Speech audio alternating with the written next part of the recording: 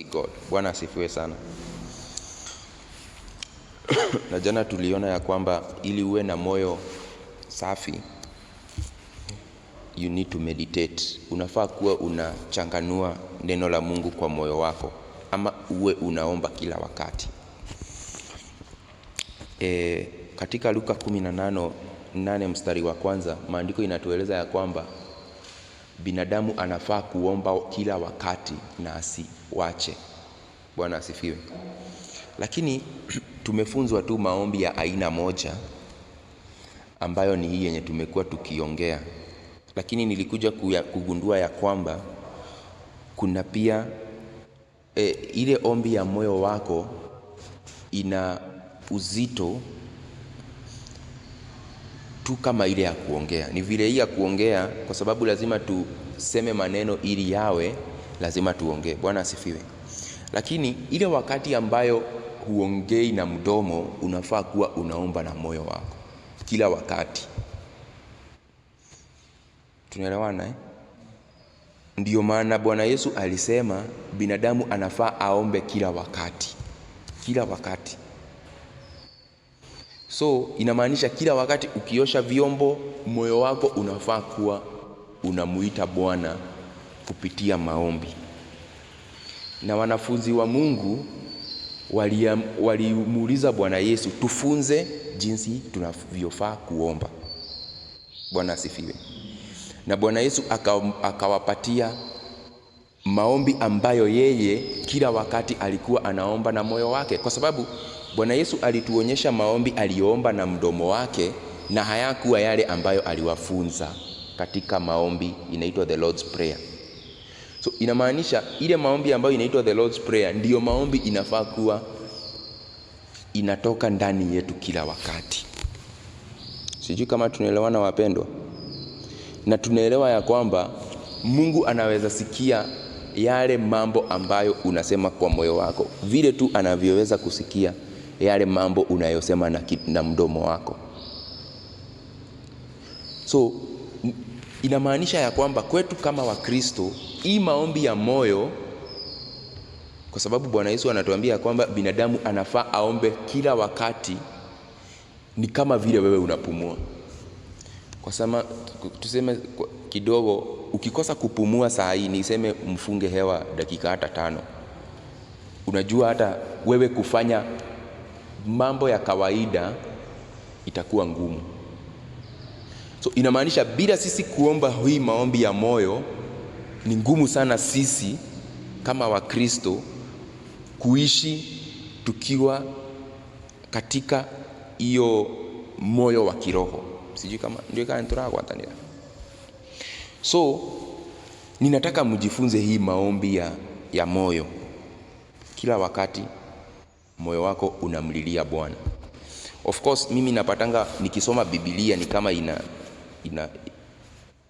hapo siwezangi sana, but nikiosha vyombo ninajaribu kila wakati.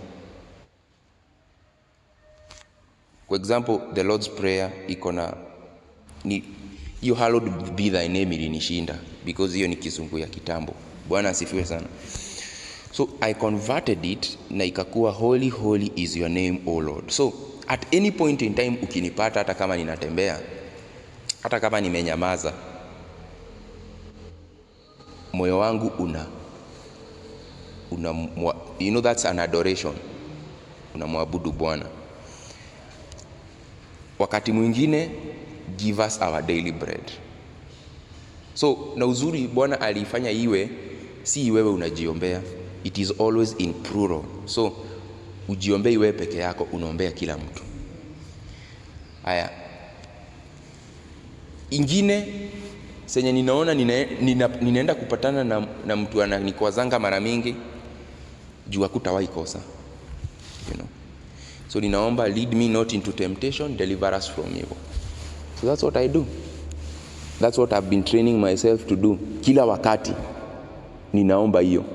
Na utakuja upate hata ukiletewa majaribu, kwa sababu hii maombi nimewambia ni kama kupumua, inapatia binadamu wako ana ndani nguvu ya kuweza majaribu. Kuna ile Mungu ataondoa na uone kweli hapa ni Mungu amenisaidia. Bwana asifiwe sana. Kwa sababu unajua wakati mwingine tukiletewa majaribu, ile the plan of the enemy ni sisi tuweze kureact in a certain way. Lakini kama tunaomba hii maombi na kupitia maombi tunapata uhai wa Mungu, yeye anapata nguvu ya kuweza kutusaidia kushinda majaribu. Sisi tunaelewana wapendwa? So na ndio maana Paulo anasema praying at all times with thanksgiving. So kuna wakati mwingine tu in my heart I'm just thanking Jesus. Ile kitu tu narudia tu ni thank you Jesus, thank you Jesus, thank you Jesus. So I'm always in an attitude of prayer. So hata mkiniona nikiomba senye tumekuja hapa, hiyo tu sasa ni tu kuendeleza maombi yenyewe tu nilikuwa ninaendeleza. Tunaelewana? You can also train yourself to worship God in your heart. Na ndio maana tunaambiwa be filled with the Spirit. Kujazwa na Roho, tunaambiwa usilewe na pombe ama vileo, lakini jazwa na Roho. So inamaanisha ukijazwa na Roho inakushika na inaanza it starts controlling you vile tu ukikunywa pombe unaweza. Na tukaelezwa ni vipi? Tunaambiwa you speak to yourself. Speaking to yourself doesn't mean that unaongea kama. Na hii ndio kanuni ya kufanya Roho wa Mungu aweze kukutawala na kukushika. Na hiyo tu ndio kanuni shetani anatumia. Wenda wazimu ile kitu wanafanyanga wanajiongelesheanga sana. Lakini sasa shida yao hawaongei maneno ambayo inaleta usawa ndani ya moyo wao, ni mambo ya kuharibu. So hata mwenda wazimu ukimuona akitembea hata kama amenyamaza, ndani yake kuna mawazo ambayo anaishi akiwaza ambayo si mazuri. Na wakati mwingine utapata atafika mahali aanze kujiongelesha yeye mwenyewe. Kwa sababu ile roho ambayo inatawala ndani yake inambidi au kuwe anajiongelesha kila wakati ndio iweze kumshika mateka. Lakini sasa sisi tuko na Roho wa Mungu. Ili huyu roho aweze kutushika mateka kila wakati, lazima sisi tuwe tunachanganua mambo ya kiungu. Na Bwana Yesu akatupatia hiyo maombi, the Lord's Prayer. Bwana asifiwe. So na tukiweza kuwa tunaomba hiyo maombi kila wakati, either unafanya nini? Unaosha vyombo, you are doing your activities, unalima, you can be able to be having this prayer. Tunaelewana wapendo? Even when you are, so now you can be able to fulfill the prayer that we pray at all times. Na nimewambia the prayer that the Lord gave us is the Lord's Prayer. Ukiomba hiyo tu maombi ya Lord's Prayer, utakuwa umeshughulikia kila kitu unahitaji kwa hii maisha yako.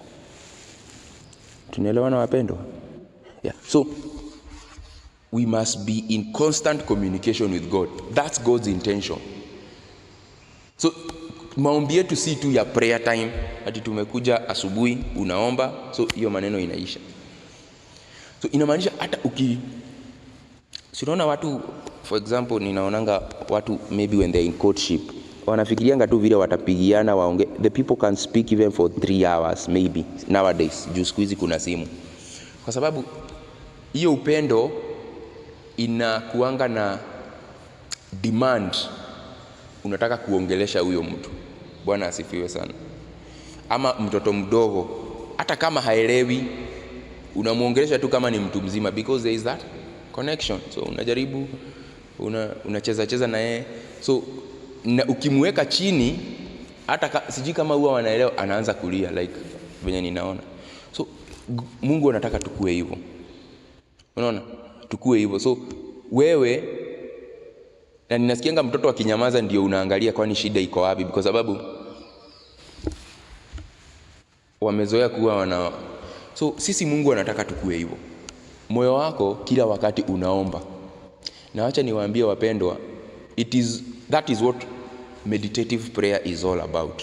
Na ukiendelea kuomba, for example the cherubims, tunaambiangwa, or the 24 elders, all they say in their life is holy, holy, holy is your name, O Lord.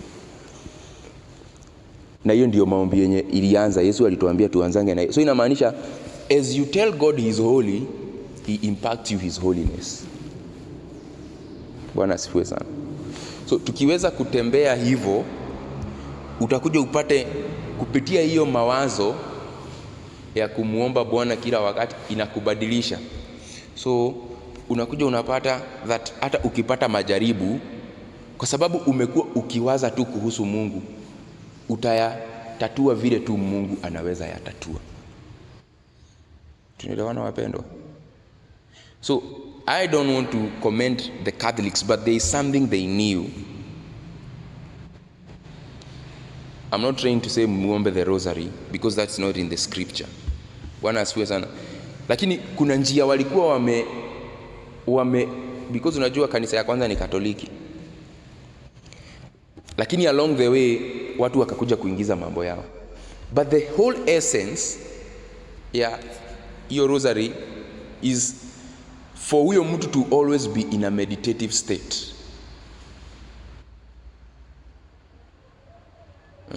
So because those prayer beads normally help you to concentrate and to always think of God. Lakini sasa badala waombe ile maombi Yesu alituachia, waliingiza zao. Bwana asifiwe sana. So but the essence was to always be meditating on God. To always be meditating on God. To always be meditating on his word. And so lakini ile wakati unasoma Biblia, so unakuja unapata it's still meditative because sababu kuna mtu anasomanga Biblia out loudly. Si ukisoma Biblia ni moyo wako unaomba, unasoma hiyo Biblia. So hivyo tu ndio unafaa kuwa unaomba. So either unasoma Biblia ama unaomba. Bwana asifiwe sana. Na utakuja upate ukizoea hiyo maombi, hiyo hata ukilala inajiendelezanga yenyewe. Hiyo ndio ile kitu mzuri naye. Inajiendeleza yenyewe. So either utaamka ukiimba wimbo na hujui, hapo ndio utajua ya kwamba sasa Roho Mtakatifu ile wakati umelala, yeye sasa anakuja anakutia wakfu na anaendeleza yale maombi kulingana na vile yeye anataka. So anaweza weka wimbo, unaweza pata unaomba. Bwana asifiwe sana. So senye nilijizoesha kufanya hiyo maombi, nilikuwa ninaamka asubuhi nimelia na sijui nililia saa ngapi. So ni mtu ananiambia wewe nipanguze machozi na sijui, kwa sababu Roho Mtakatifu I've been doing that during the day. Inaweza kuwa ngumu ukianza. Unaelewa? Unaweza pata umeanza na umesahau. Lakini mahali utakumbukia unaendelea. So the more unaendelea kufanya hivyo, utajipata kuna wakati now it becomes a stream. Na ndio Bwana Yesu alisema out of our belly shall flow rivers of living water. Bwana asifiwe sana. Na utakuja kupata ya kwamba sasa ule utu ambao mtu anakuanga nao tu, utaenda tu ukididimia kidogo kidogo. So wapendwa, always be in a meditative state. Hiyo pia ni maombi na Mungu anaisikia. Tunaelewana So kama ni majaribu unapitia, you just take one article out of the Lord's Prayer. Lead me not into temptation, deliver me from evil, because every temptation is a work of the enemy. Hiyo tu ndio unarudia the whole day. And through that prayer, God is going to come through. Lakini hii yenye tumekuja hapa now, this one we have to pray audibly. Bwana asifiwe sana. Hii ninawaambia that so maombi yako haishangi tukimaliza prayer. So even as you are going home, you are still in communion with God. Bwana asifiwe sana. You are still in communion with God. Na Bwana ataweza kutusaidia. Praise the name of the living God.